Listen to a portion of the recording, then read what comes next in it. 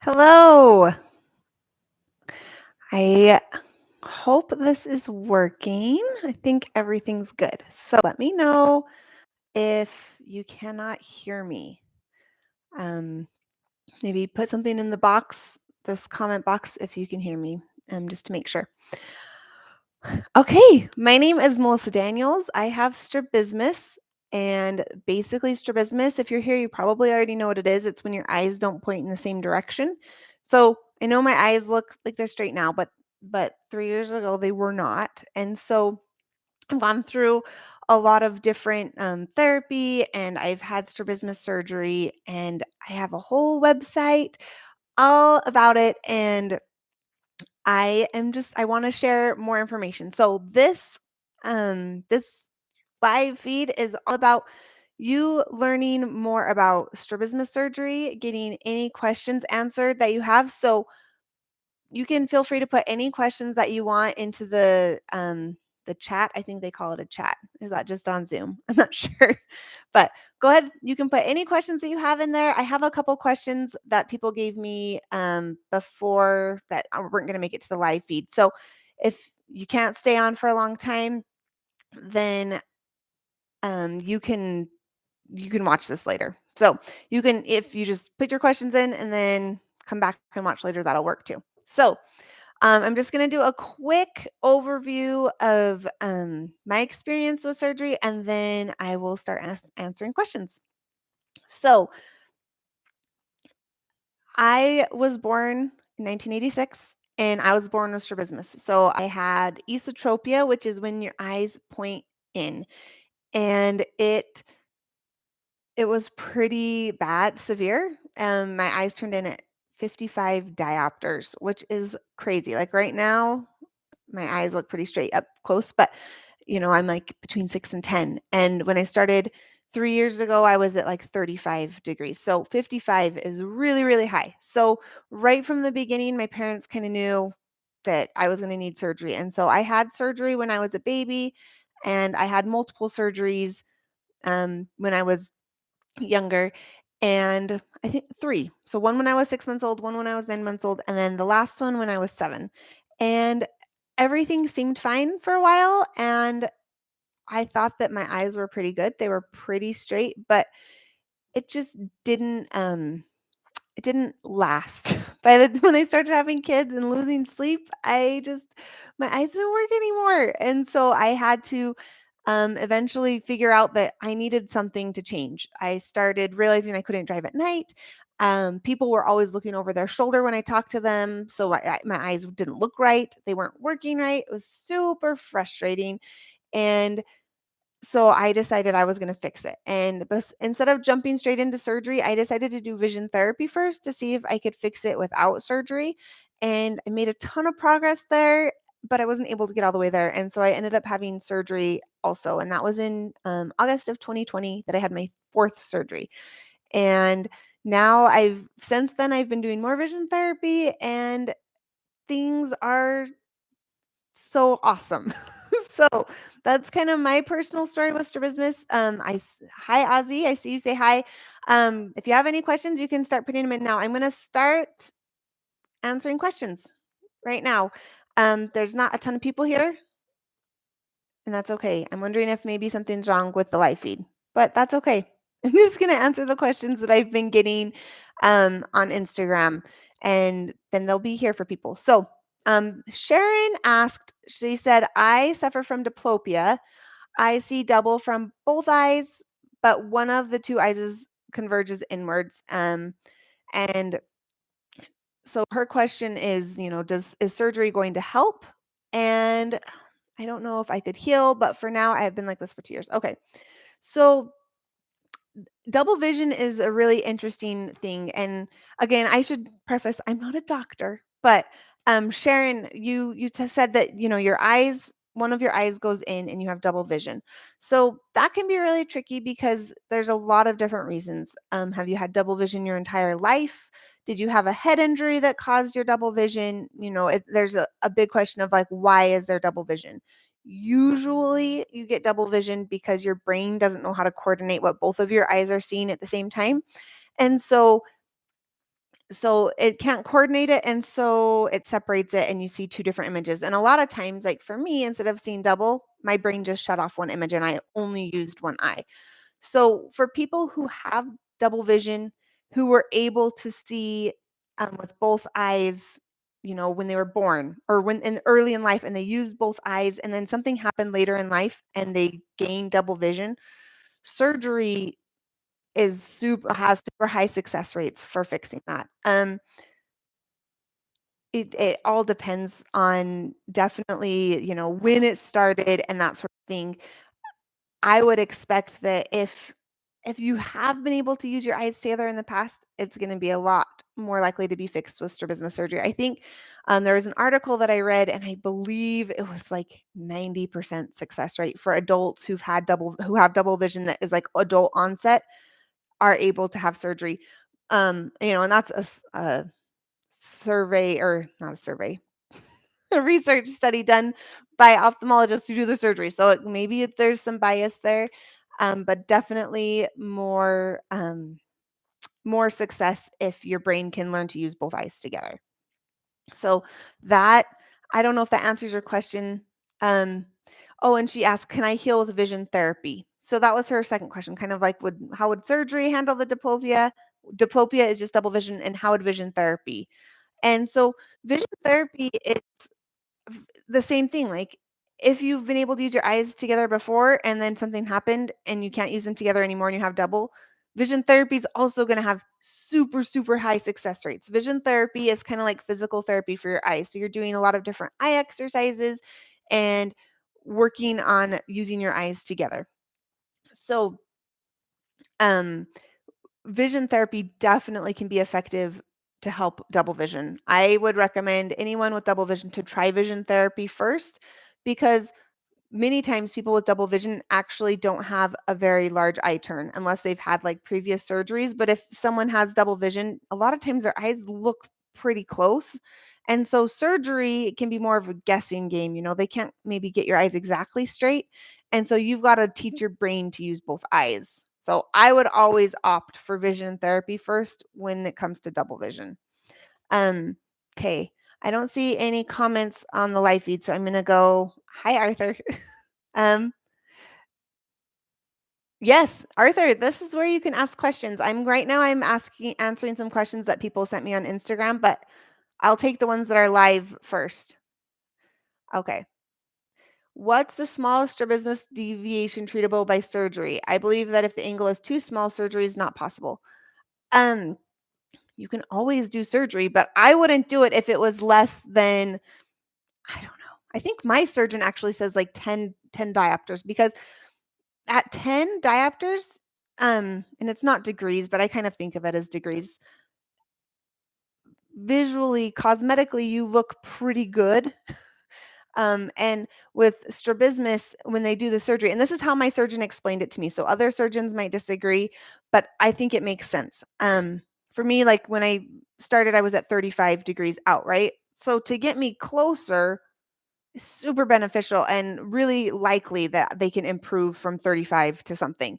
But he explained that strabismus surgery there's a little bit of guesswork going on. They don't know exactly where your alignment is going to end up because they don't know how your brain is going to react to the surgery. And so, they're trying to get you close. When they say surgery was a success, that means you're within like 10 to 15 diopters, which isn't going to be like perfect alignment. So, if you have an alignment less than 10 to 15, a lot of surgeons won't even operate on that because the chance of messing it up is almost as high as the chance of getting your eyes to be straight. So that's going to depend definitely on the surgeon because I've also heard of surgeries for people where they have double vision and they do a tiny little adjustment and it's super helpful to get rid of double vision. So it's going to depend on the surgeon and definitely depend on whether or not you have both eyes have worked together in the past, if that makes sense. Like if you have strabismus from birth and you've been having these surgeries and your eyes have never worked together, if your eyes are cosmetically looking pretty good, they're not going to do surgery. But if it's come on later in life and you've got double vision and it's just a little eye turn and they go in and just do a tiny adjustment on the muscle, they're more likely to do that for people who have it later on in life. So I hope that makes sense. Um, and Arthur says 10 diopters is a 20-degree angle. I don't know. I have all that somewhere, but I don't know it off the top of my head. So maybe. Okay. Purple Love says, I am getting surgery March 18th. My optometrist told me vision therapy wouldn't help me. I don't know where to start to look into therapy. Okay. This is super common. Ophthalmologists and optometrists, for some reason, are not friends. I feel like they should be friends, and it really annoys me. And I've gone to lengths to get my optometrist and my ophthalmologist to be friends, and it's working, but it took some work. So ophthalmologists solve the problem of strabismus with surgery. That's what they do. They have surgery, they do glasses and patching. That's kind of how they do things. Vision therapy can sometimes be very anti-surgery, and so because they're anti each other, these two professions just argue with each other. So annoying. But you're not gonna most ophthalmologists will never refer an adult to vision therapy. And why? Because it's really hard. My ophthalmologist told me, no, there's no way. There's like a 2% chance that you can gain stereo vision and gain 3D. If you do vision therapy, you're going to get double and it's going to last forever. That's what they told me. And I was like, we'll see. And I told him I was going to prove him wrong. So I went and spent a year doing vision therapy. I did learn how to use my eyes together. And I went back a year later and I was like, I told you so. But also, I need surgery because it's too hard to keep my eyes straight.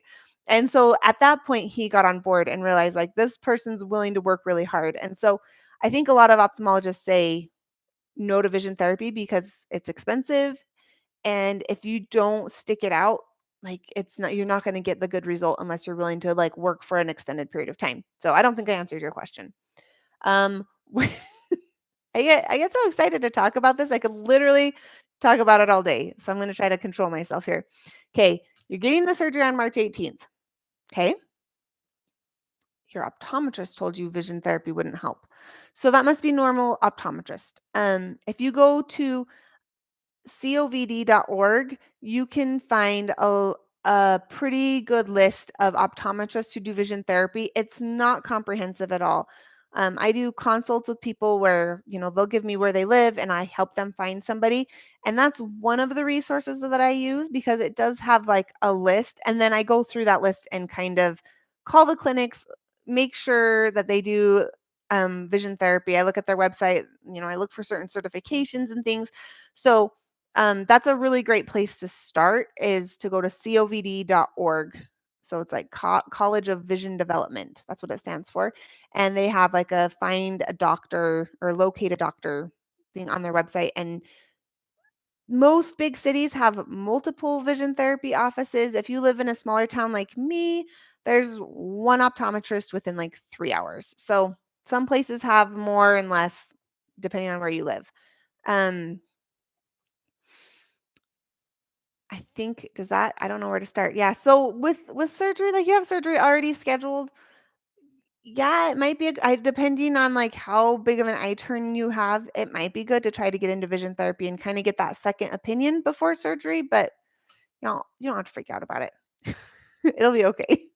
Um, let's see. I've heard 10 diopters is considered cosmetically straight. Yeah, that's considered a success. So when you hear surgeons talk about their success rates, like, oh yeah, we have a 70% success rate for strabismus surgery or 50%, they don't ever talk about the 50% success rate. But that is a success. Like when you have like severe esotropia, like for babies and things, 50% success rate. But they always go with 70. That's like the average. But um yeah, 10 diopters. That's cosmetically aligned. Mine are 10. If I look out in the distance, does my eye go in? I don't know. I can't see it at the video at the same time. Okay. Wish you knew about therapy before. I know. It's okay though. It's totally fine. I had surgery before. You can do therapy after too. Like it's not the end of the world. A lot of people think it's like this huge deal. It's not going to be too bad. Um I want to go there's a couple more questions that I want to make sure I get to. If I can find them on Instagram because I hope it doesn't turn on the volume. Okay. Um, So someone said that they've heard that esotropia is harder to correct with vision therapy. That's true. I am living proof of that. So I had exotropia at first, huge angle of exotropia, and I did learn to bring my eyes in. I learned to see in 3D with vision therapy, but with my eyes in now, and it's just even in a little bit, it's it's harder, way harder to bring my eyes out. And that's in in vision therapy, there's different exercises where you have diverging exercises where you're kind of looking far and your eyes have to diverge. And then you have converging exercises where you bring your eyes in. It's kind of like crossing your eyes. And it's much easier to cross your eyes, much harder to diverge your eyes. And so what happens is if your eyes are pointed in, it makes it even harder to bring them out. It's already hard for a normal person with straight eyes to bring their eyes out. So if your eyes point in, it just makes it that much more difficult. It's possible, but if you have like a large angle of esotropia, you're like, I mean, I'm not a doctor, but like you're gonna need surgery probably. Um, it's not always true. Like, I have a friend who was able to do a vision therapy without surgery and esotropia. Like that does happen, but it's just not as likely. Exotropia is definitely easier. Um, yes. So I was born with esotropia when I was born, and then after the very first surgery, the doctor overcorrected my eyes because um, the theory is it's a lot harder. Like I was saying, it's a lot harder to bring your eyes out. So he left me a little bit exotropic and then gave me glasses with prism to try to help my eyes work together. And so that's kind of the philosophy when I was a baby and a little kid. That's what they tried to do. It didn't work. I didn't develop 3D vision, or I didn't use both eyes at all. I think it helped me get great peripheral vision and all of that, but yes, I was only aesthetropic for, like, 6 months of my life, and then the rest of my life, I've my eyes gone out until the last year, I guess. Another question, I believe my own strabismus is under 10. It was 4 and now it's 8. I can confirm it is still cosmetically straight. Oh, there you go. Um, okay. Man, that sounds fun. Okay, so Arthur says, since last spring I have accommodation issues. So accommodation is being able to keep things clear. So if you look at they talk a lot about kids in school. If you look at the board and it's clear, and then can you look at your paper and see it clear? So can you look at different distances and have your eyes change their focus and keep things clear? So, anyways, just in case you don't, that's what that means. So since last spring, I have accommodation issues. I need to watch things at an angle to make it easier on my eyes, and sometimes my eyelid twitches in pain. So for that, I don't know. One thing that helps me a lot when I'm having problem with that is doing eye relaxation exercises. So some of that's as simple as like closing your eyes. Feel your eyelids relax, feel your brain relax, your face muscles, your whole body, and like breathe deep.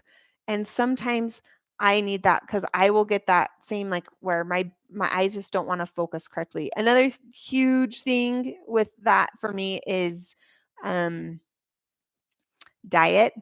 I'm sorry. I know no one wants to hear about diet. It's so boring, but it makes a huge difference.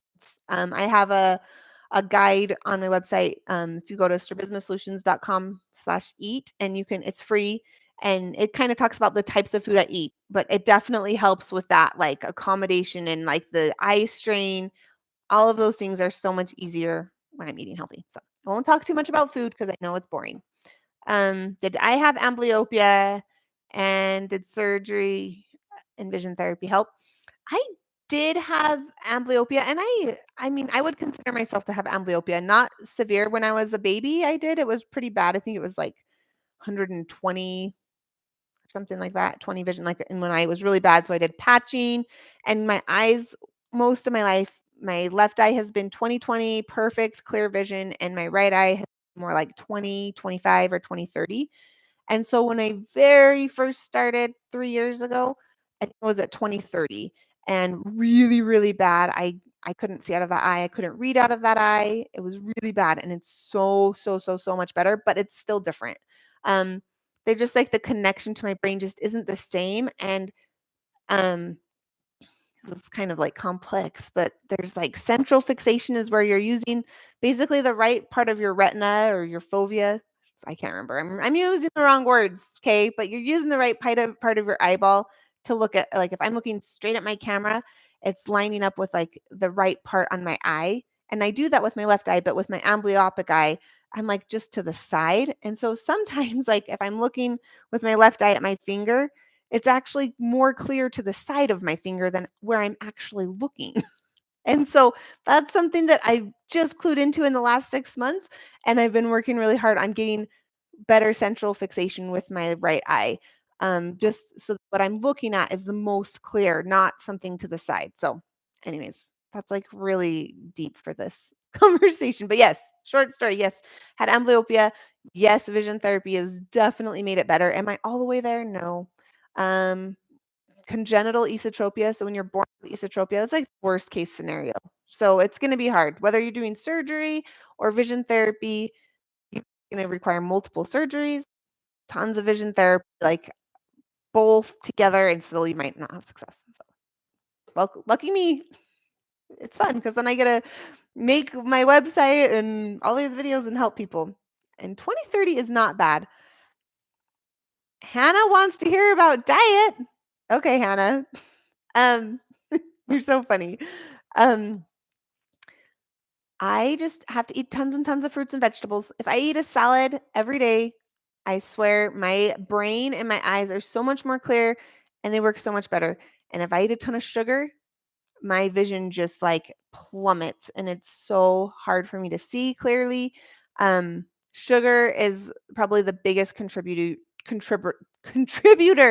to my like struggles with my vision. Um, I started noticing it. I was kind of going through. I just did a post on my art or on my website about like the first 18 months of vision therapy. So I was kind of going through some of my notes and I discovered it like 10 weeks in. I was doing a no sugar challenge with my sister, I think. And after the 2-week challenge was over and then I went back on sugar, I noticed an immediate decrease in my vision. Like within like a couple days, like all of a sudden I wasn't able to do my eye exercises as well from vision therapy because I'd been progressing those 2 weeks and I just thought it was because I was working hard and that was part of it. But as soon as I started eating the sugar again, like I went back down.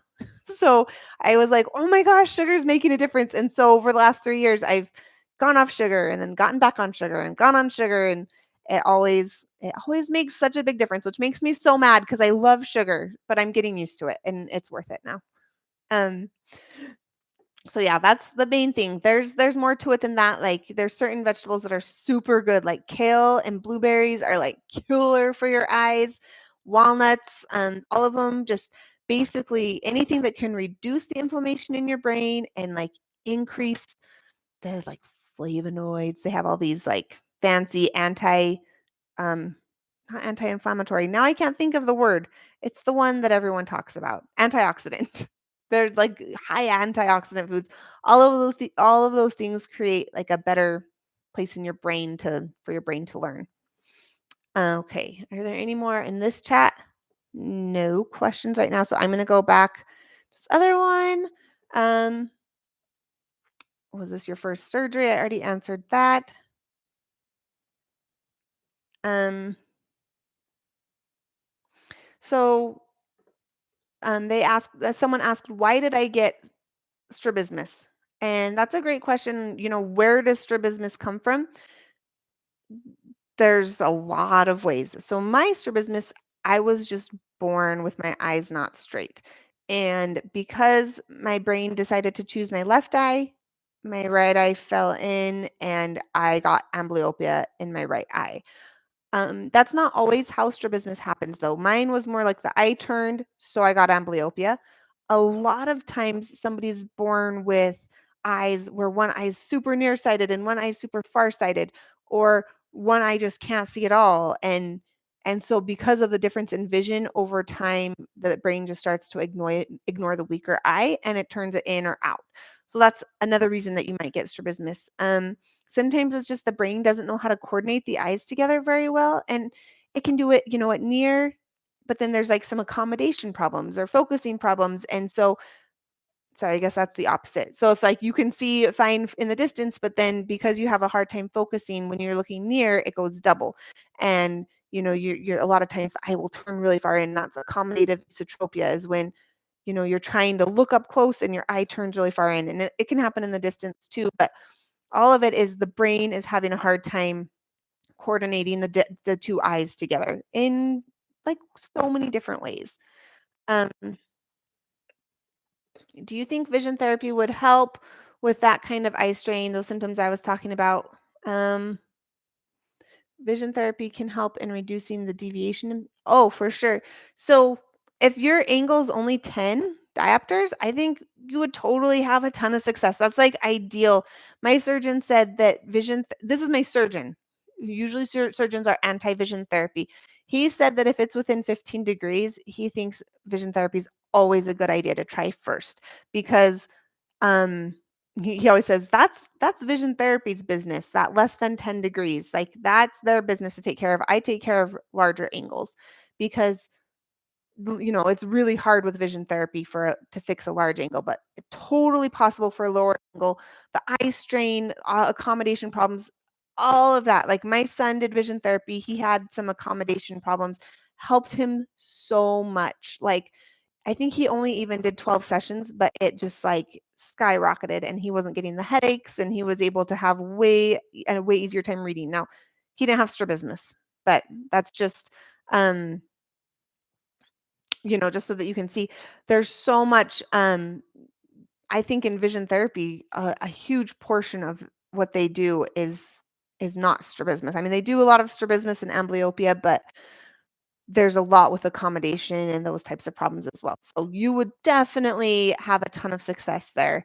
Um, if you can find a good one. Make sure you find a good one though, because anyone can call themselves a vision therapist. There's no, a lot of different medical professionals, like in order to call yourself a physical therapist, you have to have a certain degree. But anybody can call themselves a vision therapist. So you just have to be careful and make sure that they've actually done the residency and completed vision therapy. It's the same with a surgeon. If you well, that's not true.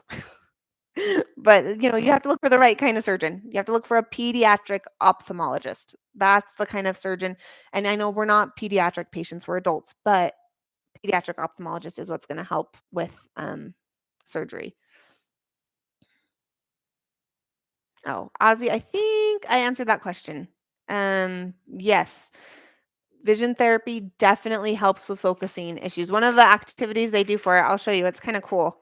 Um, this is my homework folder for vision therapy. I have all my exercises in there. So this is called a target.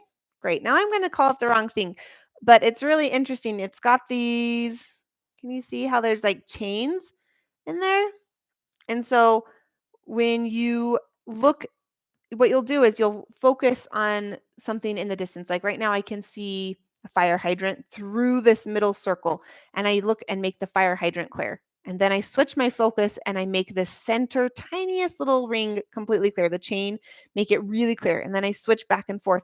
So they have a lot of different exercises you can do that help you learn to change distances and keep your eyes clear. They have a lot of different like lenses like this that you can use while you're reading and you like flip them from being plus to minus and it helps you just learn to accommodate and focus and it just kind of exercises. They have these too with prism in them, which is interesting for strabismus because once your eyes are straight and you're learning to use both eyes together, they'll add prism that goes the opposite way of so like my eye points in a little bit they'll and so, when my eyes are straight and I'm looking straight with 3D, they'll put on a prism that makes my eye go in a little bit, make it a little harder for me. It's like adding weights. So they do a lot of things like that in vision therapy. So yes, for sure, um, it helps with focusing and accommodation. And it's so totally okay. Like strabismus, vision therapy, surgery, like it all goes hand in hand. So I'm fine answering any questions.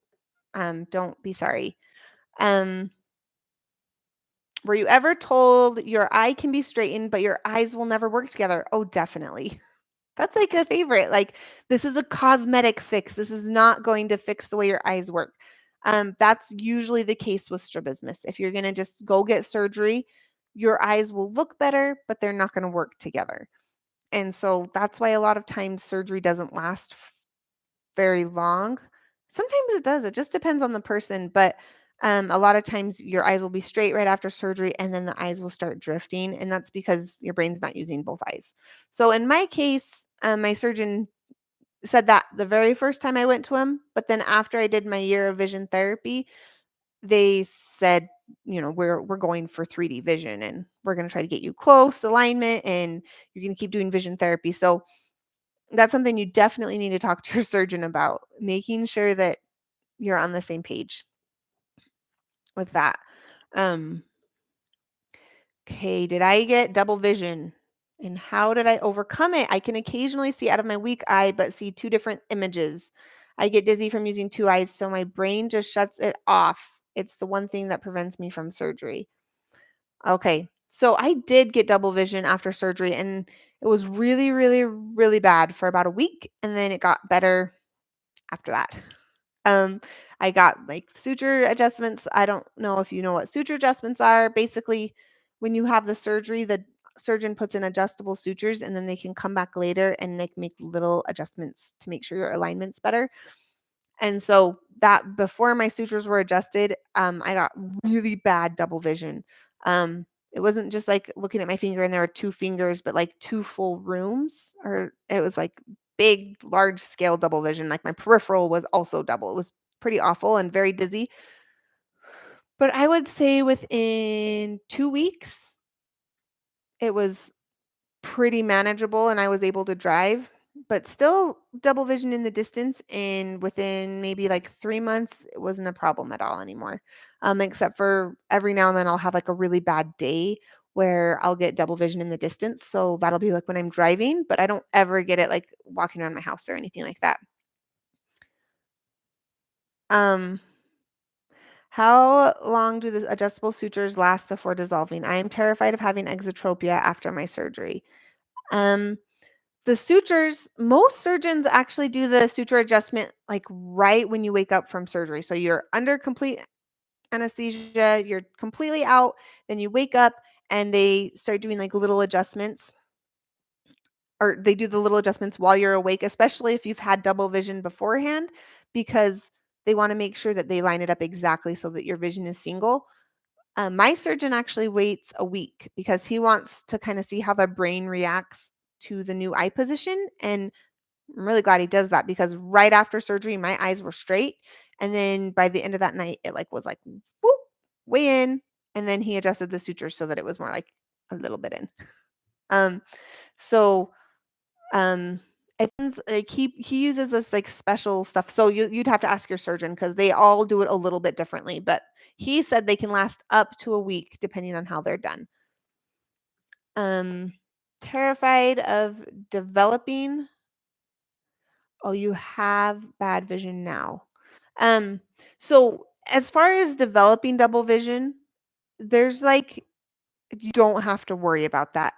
There's like a research study done with like 500 people, and if you didn't have double vision before surgery, like nobody had double vision after surgery. Now, right after surgery, yes. Like I was saying, like that recovery period while your brain's getting used to things. But at the 6 week appointment, like 0. I think it was like 1 of the people that didn't have double vision before did after out of like 500. Now there were some that had it that had double vision before surgery and they still had it after surgery. There are also some that had it before and didn't have it after, but if you don't have double vision before surgery, it's probably not going to be a problem after surgery. Yeah. Every brain is different. So there's like no guarantees, but if you just look at like I like to kind of look at the general, okay, out of 500 people, only one person had a problem with that. That's pretty good odds. Like that's worth the risk to me. Um and you said you were terrified of having exotropia. Um if it makes you feel better, exotropia is way easier to fix with therapy and it's just a little bit easier. I don't know what it is. You've got better peripheral vision, so if I could choose, I would have had him leave me a little bit exotropic myself, but you do get used to it. That was one thing that was really weird is I was so used to my eyes being like this, I almost didn't notice that I had an eye turn, and so then when he fixed it, I thought I looked so weird. It was really hard to get used to, so it's something to be prepared for. Um, in your case, your strabismus got worse later in life. For no particular reason, I would blame it all on my children. No, I don't know. It's like when I started having babies, and I don't know if it was, like, never sleeping or just being completely stressed all the time, but it definitely got worse once I started having kids. So, yes, in my 20s, early 30s, it became a really big problem. It went from being, like, sometimes a little bit out to a lot out. It would kind of alternate between here and here, and then it just all of a sudden, it was, like, all the time out. So, I don't know exactly when it happened. I honestly didn't notice it that much. I didn't, like, take a lot of selfies, and I don't know, I just didn't notice. So, I don't know. Okay, I'm gonna answer I have a few more minutes. I'm gonna go until 1 o'clock. So, um, would this surgery be the same? Oh, no, that doesn't apply. Okay. I had surgery like this as a kid. Okay, no, that's not it. Okay, actually, I think I answered all the questions. So I'm gonna done. Hannah is wondering if there's a reason the surgeon left my eyes slightly exotropic. Esotropic. Um, he did that because it's really, really common that if your eye has been like this for a long time and they only correct it like this, it'll just go right back out to where it was. And so they kind of try to do the opposite. So they call it overcorrecting because it's less likely to go back to how it was before surgery. Even now, like right after surgery, I think I was at like 15 diopters of esotropia, and now I'm at like 6. So my eye has continued to kind of go back towards the direction it was going for a really long time. So usually they overcorrect because it's less likely. Um, I do think that if I could go back, I would have insisted because I feel like when you're doing vision therapy in combination, it's a different story and it is better to be a little bit exotropic. But you live and you learn. I'm here to tell you all. If you're doing vision therapy, don't have them leave you esotropic. Not that I know more than surgeons, but that's my opinion. Um, okay.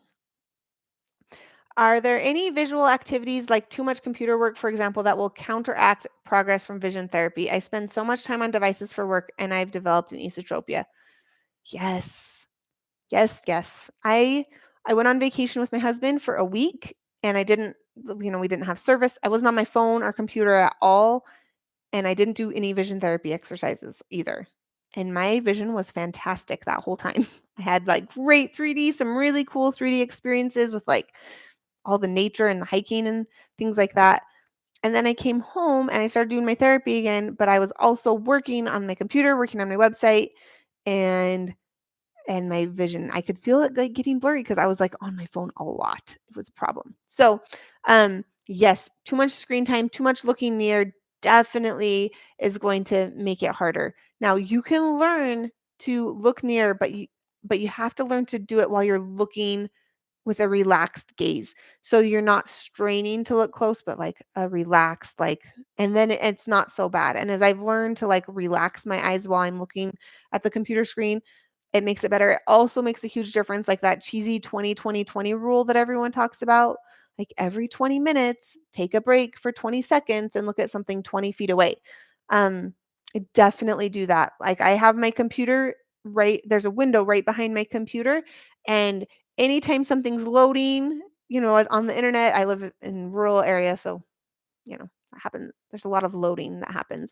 But I look out my window at a distant tree and I shift my gaze from near to far and I practice like that feeling of relaxing my eyes. So, yes, tons of screen time is going to not be helpful towards vision therapy, but you can still learn the skills to look near and be relaxed. Like it's not like don't do vision therapy if you're at the computer because you should do vision therapy if you're at the computer a lot because it'll teach you the right way to do it so that it doesn't hurt your vision and make your esotropia worse. So I wouldn't worry like that vision therapy is going to make it harder. Um Yeah, Arthur had the same thing when you're like, he was out in the mountains, in nature, and hiking, and didn't have any symptoms for a few days. So that was it's really good. It's an eye-opening thing to happen. Like, okay, yes, this does make a difference. And so I have limits set on my phone, like for certain apps. I really try to only go on my phone if I have to, and limit screen time because it does make a really big difference. Okay, that is all. We've got like 5 minutes left, but I think everyone got their questions answered, which is awesome. Thank you guys for joining me today. If you want more information about my surgery, I have a few videos on here that you can watch about the surgery, about the recovery, about the suture adjustments, and like all the things. You can also go to my website. If you go to strabismussolutions.com, um, there's tons of information. You can read about, what happened as a kid, you can learn about the vision therapy process, you can learn about surgery. You can even schedule a consult with me where we can meet one-on-one over Zoom and we can kind of dive into your exact diagnosis. We can look at um, you know, finding vision therapy close to you or finding a good surgeon close to you and whether or not, surgery or therapy might be a good option. So that's definitely something that is possible. It's super fun. So, thank you for joining me. I hope you have a fabulous day and just double checking. Okay, that's all. Have a fabulous day. Thank you for joining me. And we're going to end.